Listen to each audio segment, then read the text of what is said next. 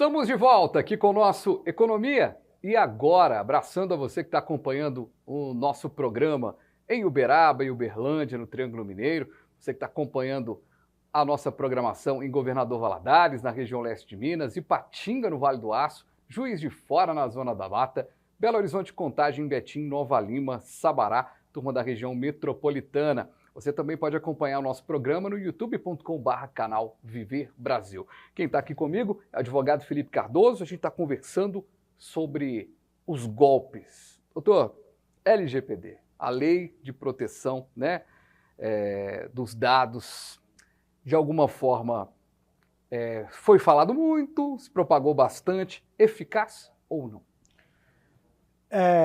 No meu entendimento, não. Tá? A lei existe, ela deve ser aplicada, deve ser fiscalizada com rigor, mas o que a gente tem visto na prática é o cumprimento de apenas formalidades. Uhum. O cidadão em si, ele continua sendo vítima de vazamento de dados aí a todo momento. Quando você aciona uma empresa, muitas vezes responsável por aquele vazamento, ela simplesmente nega. A autoridade competente ali, ela não faz muita coisa. Então, assim, a meu ver, é importante que tenha essa proteção, mas na prática ali, no dia a dia do cidadão, não vejo muita diferença não.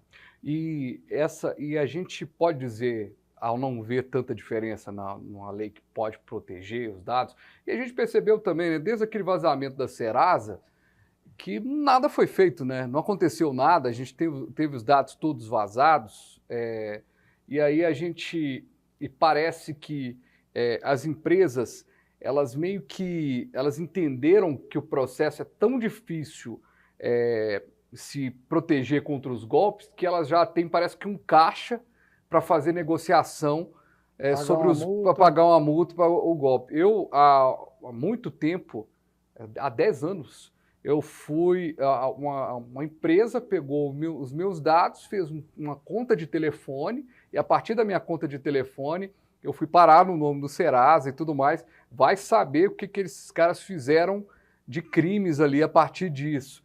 E ficou muito claro isso na audiência, assim, que era assim, eu já estou preparado para o golpe, né? Então, assim, eu já tenho...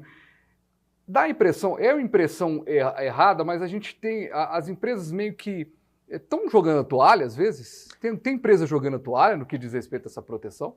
Quando você tem uma empresa que mexe tem muito acesso a dados, né? Ela tem uma necessidade de coleta muito grande, com o tempo você acaba entrando no leque dela ali de, digamos, prejuízo. Ela consegue quantificar, mensurar qual o potencial que aquilo ali pode trazer para as economias dela. Então, o que você mencionou, se eu tiver um vazamento de dados aqui, se alguém se valer desse banco de dados meu e cometer uma fraude, alguma coisa, o que isso tem representado nos meus números, né, nas finanças da minha empresa? Então, aquilo ali já entra numa margem. Uhum. Se ela entender que é necessário fazer um investimento maior para reduzir um pouco eventuais ações, indenizações que ela esteja pagando, ela acaba fazendo, mas meramente por uma questão econômica. Eu costumo citar um exemplo. Certa vez eu encontrei um advogado que lida com companhias aéreas. Uhum. E eu questionei a ele como que as empresas ainda tinham essa quantidade de extravio de bagagem, essa questão enorme aí de no-show, de overbooking. Uhum. E ele falou, mesmo sabendo que vai dar problema. Se a empresa contratar funcionários para fiscalizar, para não ter nenhum extravio de bagagem, vai ficar muito mais caro que ela paga de indenização. Então, ela naturalmente tem um controle mínimo, mas essas ações que acabam surgindo no judiciário aí, isso representa algo ínfimo, dentro de um contexto, de uma composição de custo. Então, ela prefere não colocar. O que acontece na área de indenização, dessas questões de uso indevido de dados, é isso. E quando muito, como você mencionou do Serasa, nega que tem sido ali que vazou, e aí o tempo passa, a pressão popular sai de cima, depois aquilo ali converte numa multa, a empresa paga, ou muitas vezes toma a multa e nem paga, e vida que segue.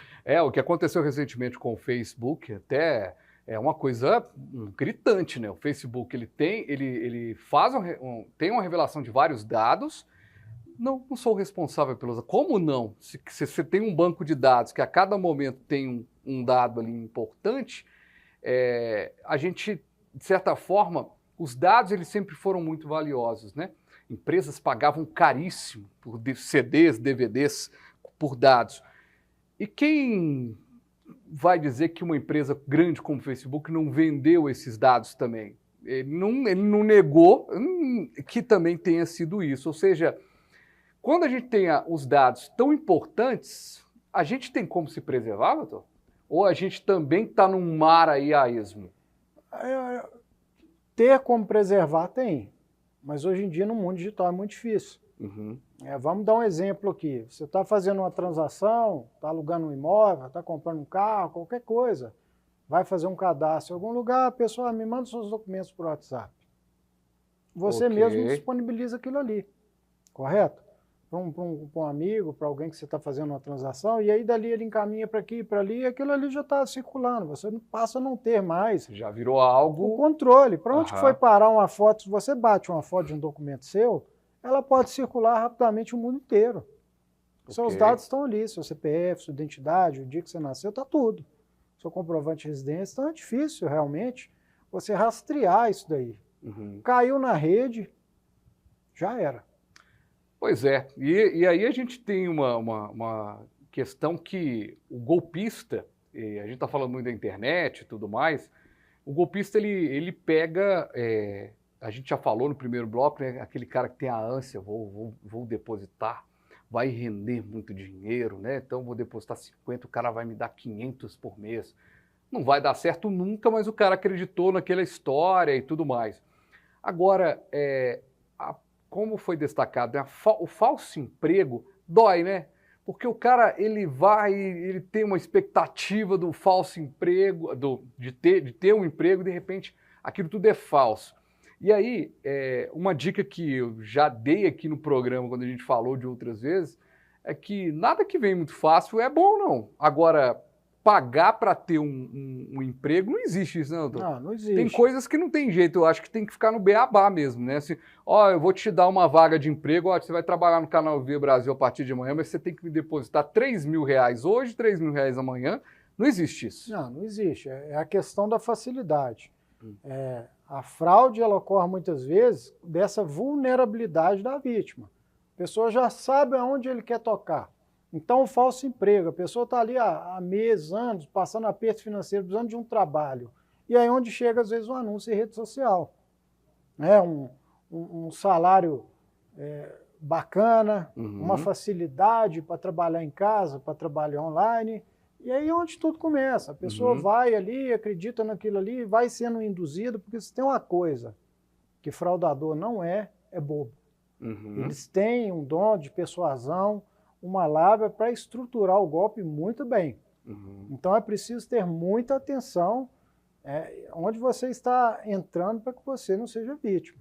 E ser vítima, uma vez vítima, doutor, como proceder? O que a pessoa deve fazer? Procurar um advogado, procurar os direitos, tentar reaver essa questão? O que a gente pode dizer de aconselhamento mesmo para quem está nos acompanhando?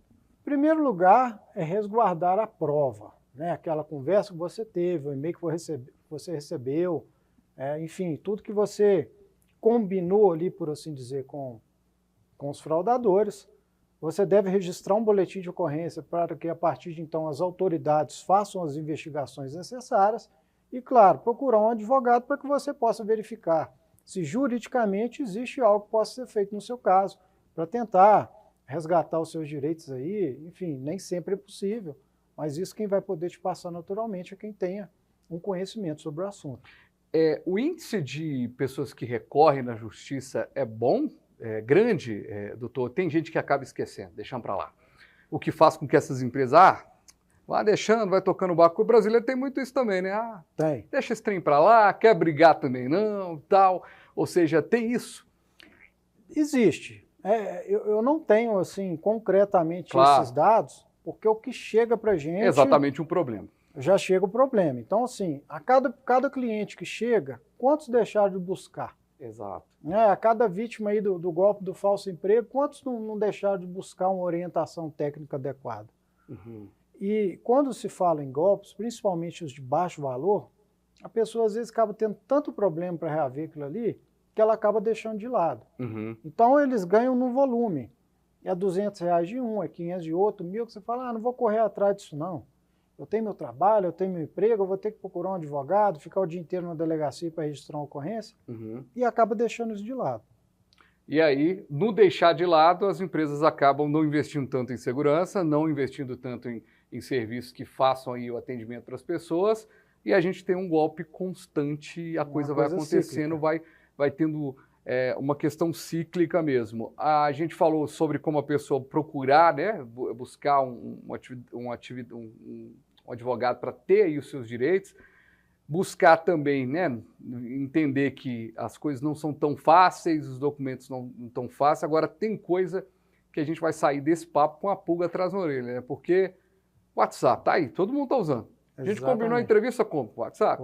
A gente faz negócio hoje, WhatsApp. WhatsApp hoje permite, inclusive, você pagar a pessoa pelo WhatsApp. Tem sistema de pagamento próprio. Ou seja, então, os e-mails eram, antigamente, né, um link, a pessoa ia lá naquele link, né, tal, e clicava, né?